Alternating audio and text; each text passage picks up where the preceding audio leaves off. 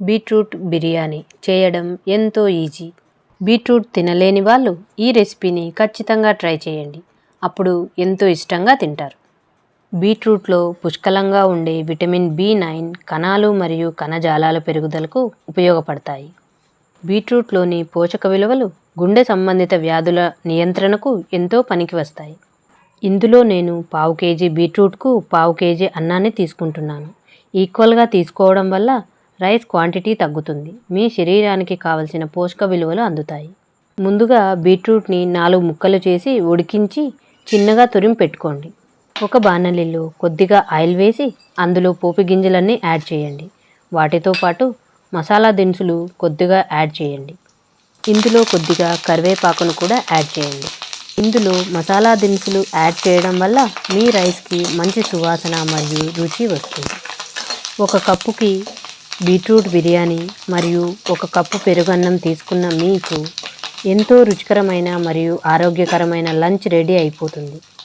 ఇటువంటి రెసిపీస్ మీ వెయిట్ని కంట్రోల్లో ఉంచుతాయి. ఇవి అన్నీ కొద్దిగా ఫ్రై అయిన తర్వాత తురిమి పెట్టుకున్న బీట్రూట్ని ఇందులో యాడ్ చేయండి.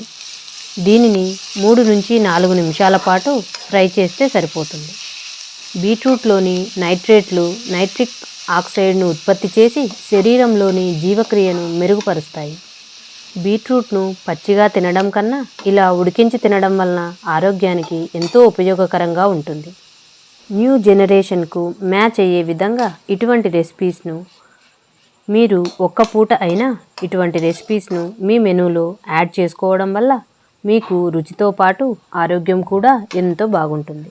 ఇలా కొద్దిగా ఫ్రై అయిన తర్వాత ఇందులోకి ఉప్పు, కారం, పసుపు, కొద్దిగా ధనియాల పొడి యాడ్ చేసుకుంటే సరిపోతుంది.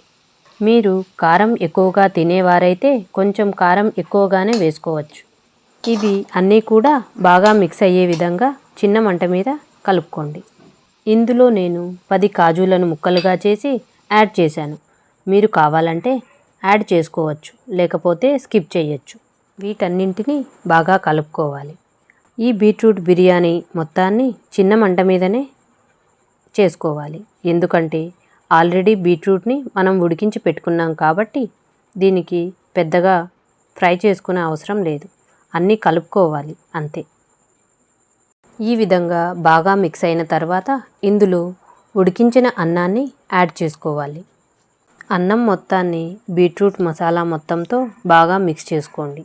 ఇందులో చివరిగా వేయించిన తెల్ల నువ్వులను 2 చెంచాలు యాడ్ చేసుకోండి.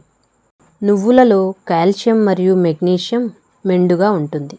చూసారా, ఎంతో టేస్టీ అయిన మరియు హెల్తీ అయిన బీట్రూట్ బిర్యానీ రెడీ అయిపోయింది. దీన్ని సర్వింగ్ బౌల్లో తీసుకోండి. నా రెసిపీస్ను తప్పకుండా ట్రై చేసి మీ కామెంట్ను నా కామెంట్ బాక్స్లో సెండ్ చేయండి. ఇటువంటి రెసిపీస్ మీరు ఇంకా చూడాలి, తెలుసుకోవాలి అనుకుంటే ఖచ్చితంగా నా ఛానల్ను సబ్స్క్రైబ్ చేయండి, లైక్ చేయండి మరియు షేర్ చేయండి.